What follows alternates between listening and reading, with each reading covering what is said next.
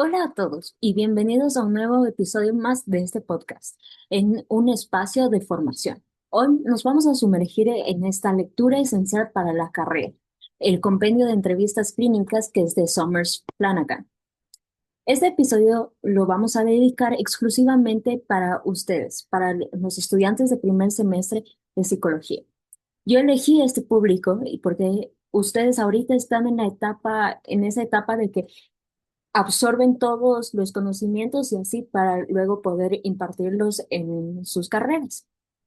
Yo sé de que enfrentarse a un paciente por primera vez puede llegar a generar mucha ansiedad. Por eso yo quería traducir estos capítulos en las herramientas prácticas y en este podcast para que así puedan usarlo en el futuro.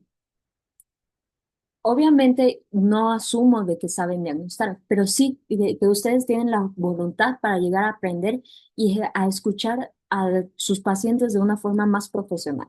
El objetivo de hoy es de que ustedes lleguen a entender de que la entrevista no es una charla común, sino una intervención técnica basada en la relación humana.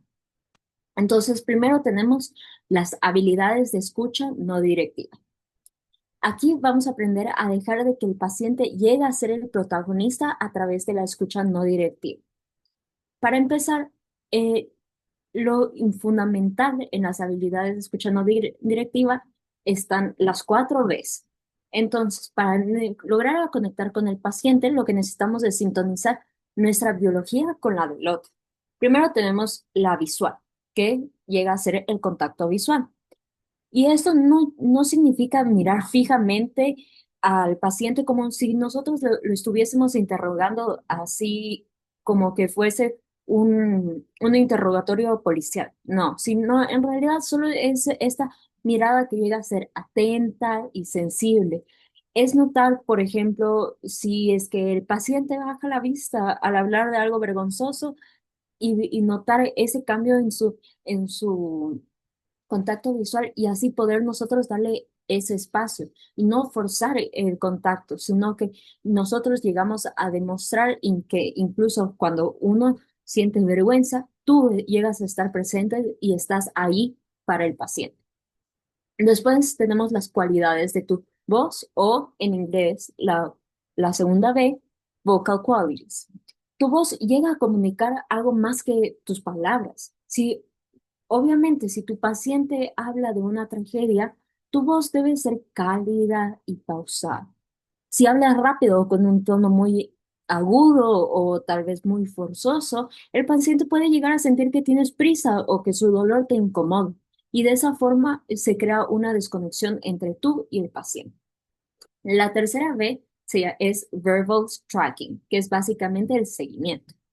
Entonces, con esta habilidad lo que se busca es llegar a demostrar que tú estás en el mismo canal que tu paciente.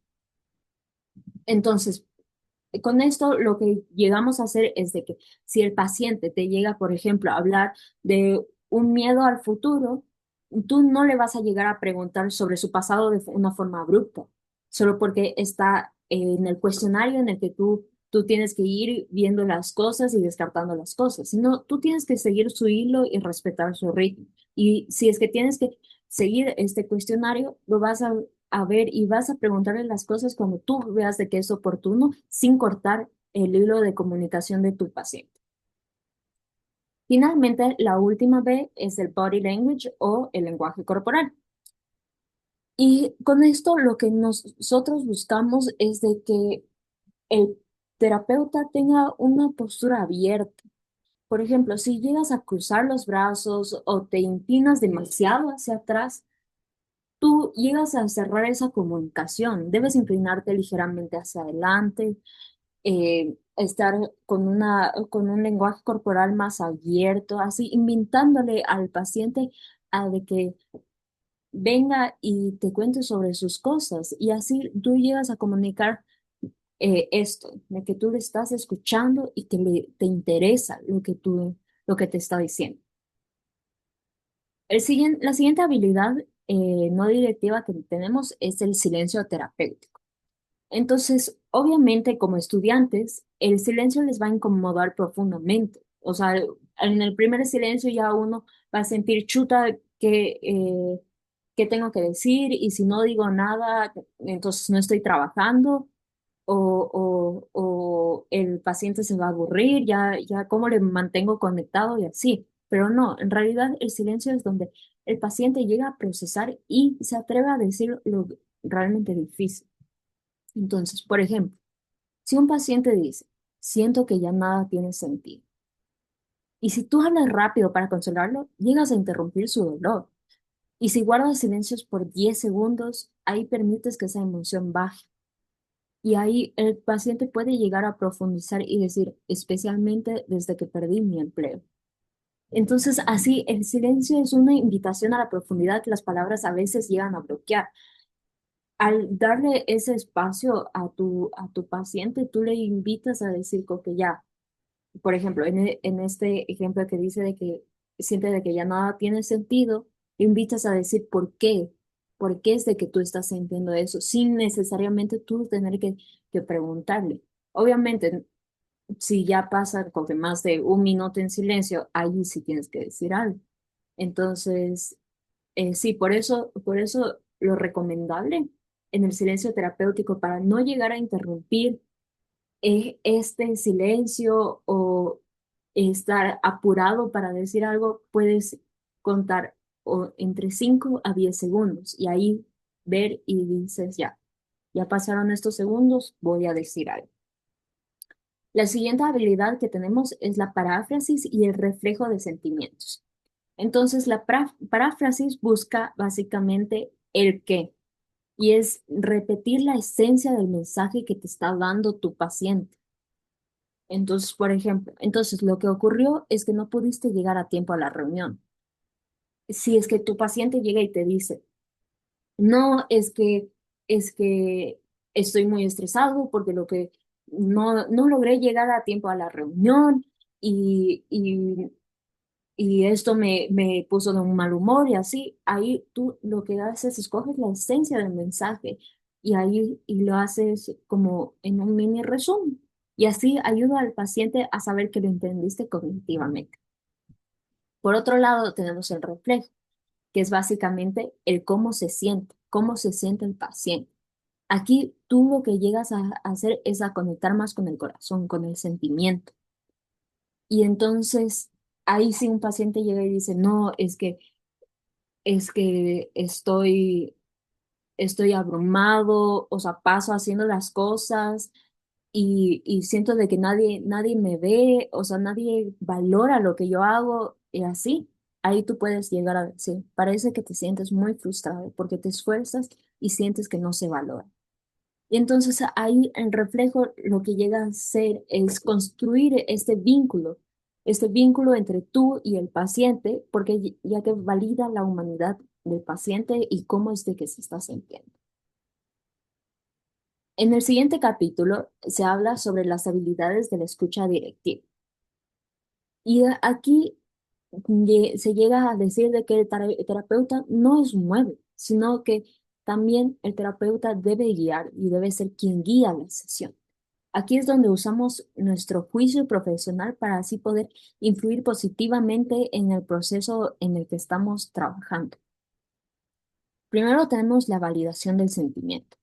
Y aquí vemos de que muchos pacientes creen que sus emociones llegan a estar mal o que son exageradas. Y lo importante que hay que hacer es validar ese sentimiento para así poder normalizar de qué es el sentimiento. Entonces, por ejemplo, sería decir algo así. Es completamente natural que sientas rabia después de cómo te trataron. Cualquier persona en tu lugar sentiría algo similar. Al decir algo así, esto llega a bajar la ansiedad y la autocrítica del paciente de inmediato. Y así el paciente se puede dar cuenta de que no, no está, o sea, que es completamente normal todo lo que está sintiendo y como unos pacientes pueden decir, no se está volviendo locos. Porque van a venir muchos pacientes que les va a decir, no, es que siento que me estoy volviendo loca, me pasa esto, o sea, reacciono así, reacciono de esta forma, de esta otra forma. Y no, o sea, como que ahí uno lo que tiene que hacer es ir y validar el sentimiento que está teniendo para así después ir y trabajar con las siguientes cosas. Después tenemos la interpretación o el reencuadre, que en inglés se llama reframing.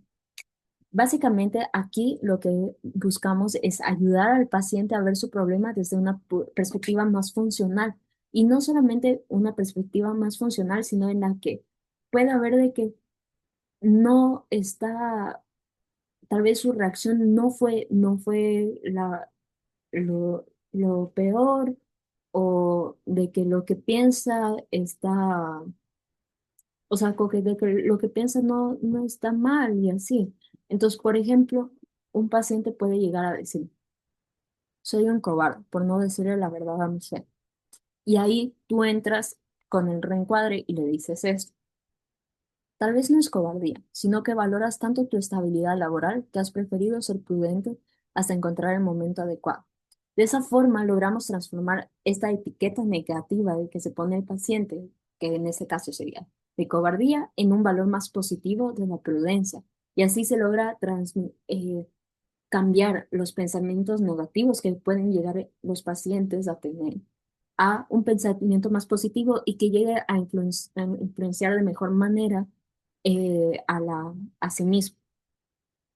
Después tenemos la confrontación.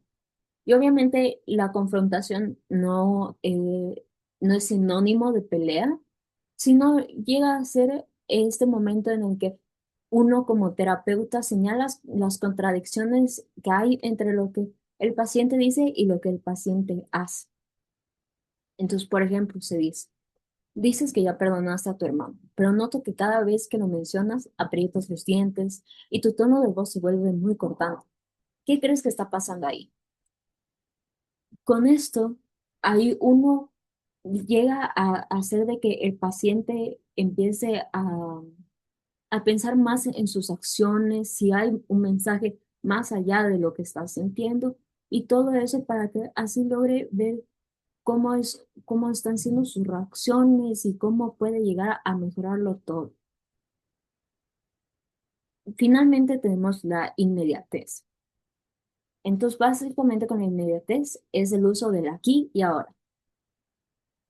Y aquí hay que hablar de lo que está pasando entre tú y el paciente en ese preciso segundo. Por ejemplo, noto que hoy me estás evitando la mirada cada vez que pregunto por tu familia. ¿Sientes que soy una persona segura para hablar de esto? Y entonces, con esta parte de la inmediatez, esto llega a resolver tensiones que pueden llegar a dañar la terapia. Y así el terapeuta también puede comentar sobre lo que está sucediendo en la relación terapéutica en ese preciso momento para así mejorar la conexión.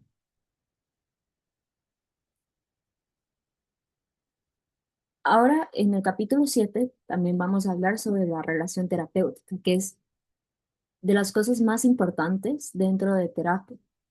Como uno puede llegar a decir, es el alma de la terapia. Entonces, dentro de la terapia, puede ser la persona que sabe más las técnicas, que haces todo al pie de la letra, que eres así súper bueno, pero si no hay esta relación, no llegas a ver un cambio, porque las personas cuando hay esta relación terapéutica, ahí es cuando se sienten más seguras de abrirse, más seguras en recibir la ayuda que tú les estás ofreciendo. Y entonces, sí, o sea, como que es sumamente importante de que la relación terapéutica entre tú y tu paciente sea súper buena. Primero tenemos la alianza terapéutica. Y la alianza terapéutica básicamente se compone en tres elementos esenciales, que sería el vínculo afectivo que hay entre el terapeuta y el cliente, y ahí uno se puede preguntar si el paciente confía en mí, si se siente seguro conmigo. Después, por el otro lado, tenemos el acuerdo sobre las metas del tratamiento. Y en este acuerdo, ahí eh, tú y el paciente tienen que ver si es que están remando hacia el mismo lado y tienes que ver qué es lo que quiere lograr el paciente y tú, a través de la terapia, intentar ayudar a que a que logre todo eso. Y finalmente también tenemos el acuerdo sobre las tareas terapéuticas. Entonces, en el acuerdo de las tareas terapéuticas, ahí lo que uno se debe preguntar es si está de acuerdo el paciente en cómo vamos a trabajar.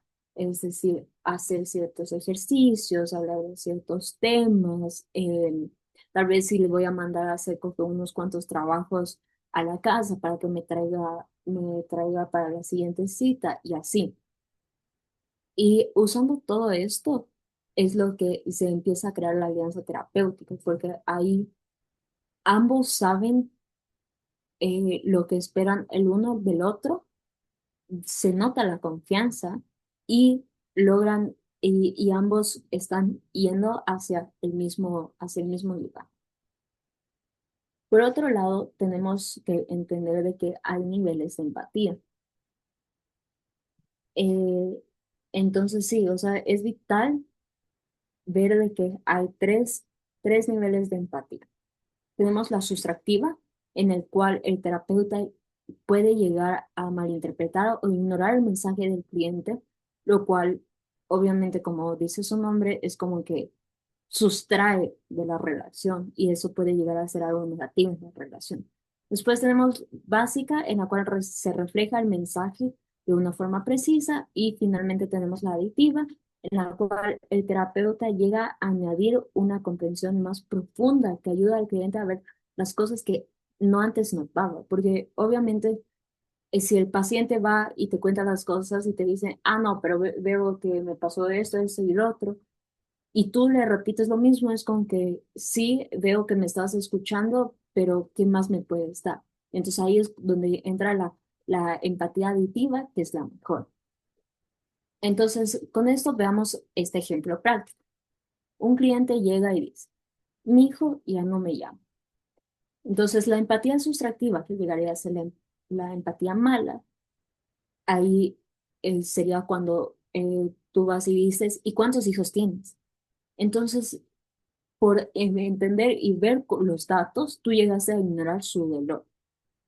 Después tenemos la respuesta de empatía básica, que sería la buena.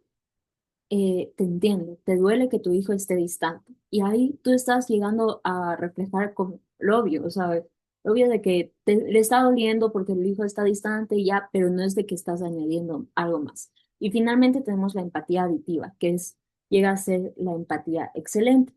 Parece que es el silencio de tu hijo te hace sentir que has fallado como padre, y eso es lo que más te pesa hoy. Ahí añadiste una comprensión profunda de su hijo. Finalmente, tenemos eh, la aceptación positiva incondicional. En la aceptación positiva incondicional, ahí lo que se busca es de que tú llegues a transmitir cómo valoras al cliente como persona independientemente de sus comportamientos o valores. Y de esta forma, eh, igual creas esa cercanía con el cliente, ya que, o sea, logras ver cómo es de persona y le logras como que ver de que a pesar de que pueda tener como comportamientos malos, igual tú la valoras como persona y así.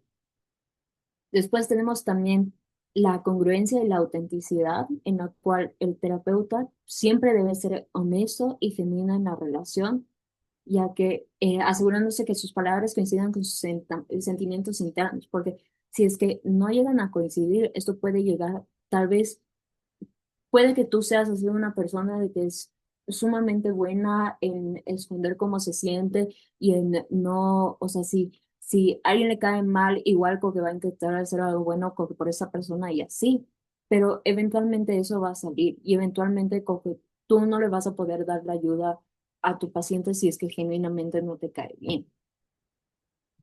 Y lo último que tenemos es la transferencia y la contratransferencia. En la transferencia, el paciente llega a proyectar en ti los sentimientos de tu pasado. Y por ejemplo, si el paciente tuvo un padre crítico, creerá que tú lo estás juzgando por un silencio.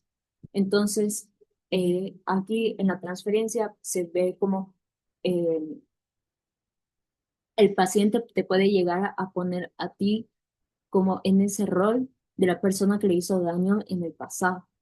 Y es importante de que tú le ayudes a diferenciar de que tú no eres su padre, tú no le estás juzgando por esas cosas y así para que pueda tener ese acercamiento. Después tenemos la contratransferencia y en la cual aquí son tus propias reacciones.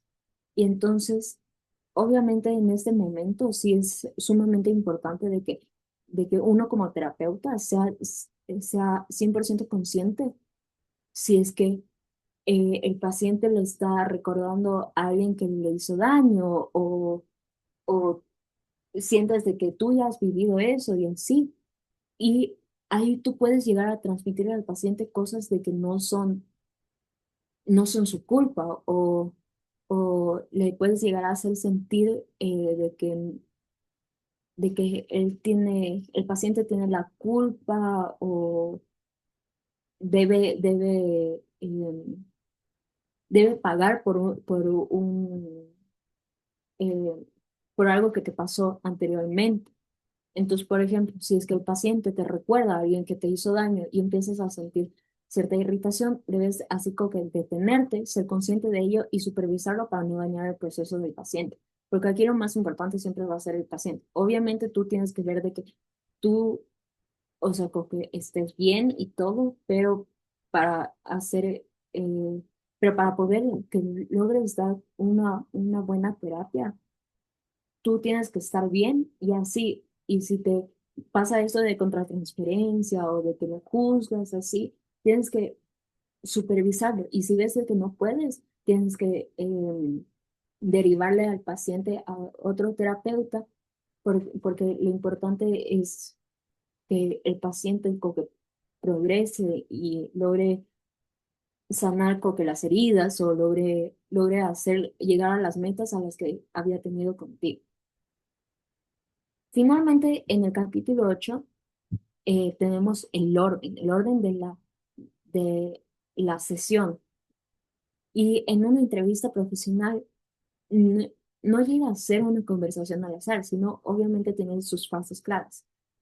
Y aquí tenemos 5 etapas de la entrevista. Primero tenemos la introducción, en el cual se llega a establecer el encuadre ético, en el cual uno se presenta y llegas a preguntar, ¿sabes por qué estás aquí? Déjame explicarte cómo funciona la confidencialidad y todo lo que ya habíamos hablado en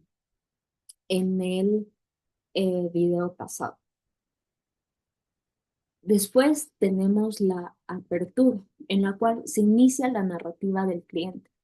Cuéntame, ¿qué te trae por aquí hoy?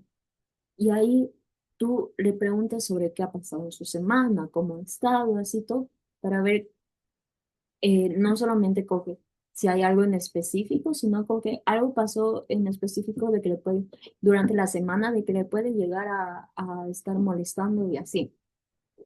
Después tenemos el cuerpo, de que es el corazón de la entrevista. Y aquí es donde uno aplica intensamente todas las habilidades directivas y no directivas que ya he explicado. Y luego tenemos el cierre. En este momento es el momento de organizar lo hablado y resumir. Entonces, por ejemplo, hoy obviamente hemos tocado temas difíciles sobre tu pasado y me gustaría destacar la valentía que tuviste para hablar de ello e infundir un poco de esperanza para la próxima semana. Aquí lo que haces es cerrar lo que se abrió al principio de la sesión y es como que lo estás volviendo a cerrar así y lo guardas para la siguiente sesión en la que se vuelve a abrir y se ve y todo. Es como, por ejemplo, como que estés usando una cartuchera. Puede ser un ejemplo un poco raro, pero así es como entonces, como lo veo. Entonces, por ejemplo, aquí tienen la cartuchera y entonces tiene la introducción, aquí es como que donde se habla, mira, esta es la confidencialidad, así vería la terapia conmigo y todo eso. Y entonces ahí estás viendo la cartuchera. Después tenemos la apertura, en la cual tú abres la cartuchera, que sería como que ahí, y le invitas a la narrativa al cliente y le dices, cuéntame, ¿qué te trae por aquí? Y entonces ahí el cliente dice, ya, es que yo tengo esto, no sé, me fue mal con mi papá, hablé de esto, me pasó esto en la universidad y así. Y entonces va sacando las cosas que hay dentro de la cartuchera. Y después, y entonces obviamente ya con el paciente ahí es lo que usas las habilidades directivas y no directivas. Y después en el cierre, ahí es donde es el momento en el que tú coges todo lo que sacó el paciente y todo lo que se trabajó, lo vuelves a introducir dentro de la cartuchera, lo cierras y ahí se queda para hasta la siguiente sesión donde se vuelve a abrir y se vuelve a hablar todo esto. Entonces, obviamente hay veces de que eh, al final de una sesión es importante manejar el tiempo y lograr que tú controlar ese cierre, ya que si el paciente con que llega a soltar una noticia impactante al final como decir, ah, sí, me quiero separar o no sé, fui abusada sexualmente, así, obviamente, bueno, si es que si es que es en un momento coque si te suelta algo de que es sumamente delicado y le puede poner en riesgo a la persona, ahí lo más importante es coger y intentar trabajarlo lo más rápido posible, así un poco para que así tu paciente pueda llegar a la siguiente sesión. Y entonces, por ejemplo, si llega a decir, ah, por cierto, me quiero separar, ahí también lo que tú debes decir es, eso que me mencionas es vital, pero para darle tiempo y el respeto que se merece, podemos empezar con eso como tema principal la próxima sesión, y ahí en la próxima sesión tú coges y dices, a ver, la anterior sesión tú cogiste y me dijiste esto de que te querías separar, ahora, ahora tenemos todo el tiempo para hablar sobre ello, dime qué pasa.